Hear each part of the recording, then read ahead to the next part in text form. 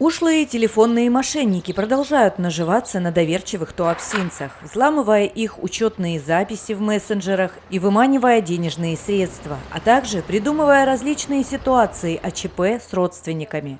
Так, однажды Варваре Корякиной поступил сомнительный звонок. Якобы ее брат Ярослав сломал ногу и попал в больницу. Ему требуется помощь – медицинская от врачей, а материальная – от сестры. По сценарию аферистам было все продумано, кроме одного факта. В момент звонка брат Варвары находился дома вместе с ней. Это было 4 года назад. Было странно, потому что, я ребенок, и почему-то позвонят именно мне. Вот.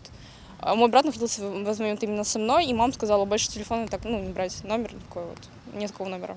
А если человек не представляется вообще, то лучше отключить телефон сразу. Особенно если звонят как будто сотрудники Сбербанка. Вот. Потому что сотрудники банка не звонят. Не отвечайте на незнакомые номера. А если все-таки ответили, то лучше спросите, кто это, и берегите себя и своих близких от мошенников. Киберпреступники становятся все изобретательнее и придумывают новые схемы обмана. Они выдают себя за представителей мобильных операторов, работодателей, сотрудников банка и других служб. Чтобы не попасться на уловку телефонных злоумышленников, с людьми проводится большая работа. Есть такие звонки, что поступают по телефону, вымогают денежные средства, подвергались знакомые, соседи подвергались таким фактам. Очень много таких случаев. Чтобы не попасться, нужно проверять данную информацию, либо положить трубку без разговоров. Позвонили мне и сказали, ваша дочь взяла в банке 27 тысяч там с копейками. В Альфа-банке. Я говорю, нет, мы не общаемся с Альфа-банком. Нет, вам неправильные сведения дает она. Я позвонила дочери, она говорит, ты что, с ума сошла? В общем, на следующий раз, они меня дня 3.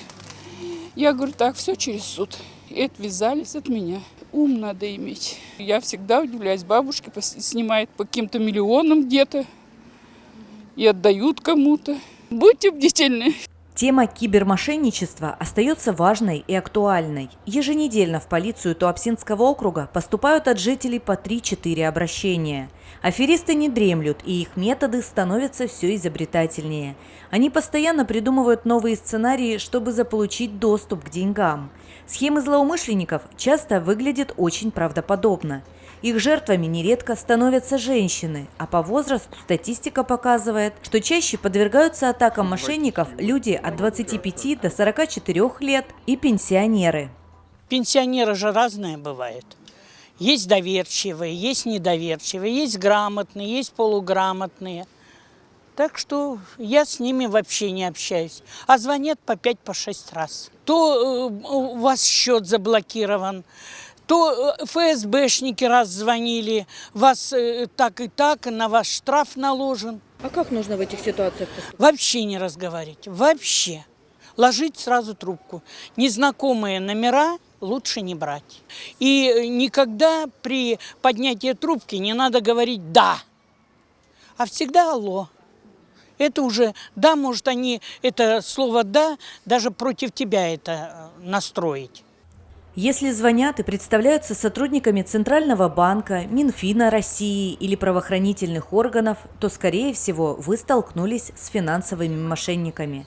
При этом важно не сообщать незнакомцам во время разговора логины и пароли от приложений, номера и пин-коды имеющихся карт и другие личные данные. Чем дольше продолжается беседа со злоумышленником, тем выше вероятность потерять сбережения. Поэтому такой разговор должен быть быстро прекращен. В России стартовала информационная кампания по кибербезопасности «Клади трубку». И это еще один из способов противостоять телефонным мошенникам, тем самым сохранить свои деньги. Со всеми, думаю, такое бывало, когда неизвестный номер звонит тебе. Ты берешь номер, и там как по записи просто начинается диктовка, либо такой довольно конструктивный диалог складывается. И ты иногда не можешь догадаться, что это мошенники. То есть они хорошо так маскируются под сотрудниками банка, просят у вас пароль, номер телефона, то им лучше этого не давать. Код не отправлять, вот это вот все. Потому что вы это прекрасно можете сделать сами или обратиться в техподдержку самого банка. У нас же есть закон о сохранении личных конфиденциальных данных. Мы не обязаны распространять какую-либо информацию, даже кто бы это ни представился, та же полиция, кто бы это ни был, мы вправе не разглашать информацию. Они сами, если у них какое-то важное дело, имеют право узнать, ну, если это по делу.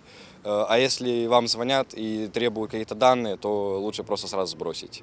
Крайне важно жителям соблюдать осторожность и не поддаваться на уловки аферистов. Если же вдруг вы стали жертвой дистанционных мошенников, необходимо незамедлительно сменить пароли учетных записей, сообщить о факте обмана в официальные организации, с которыми заключены договоры, а также обратиться в правоохранительные органы или позвонить по телефону 102.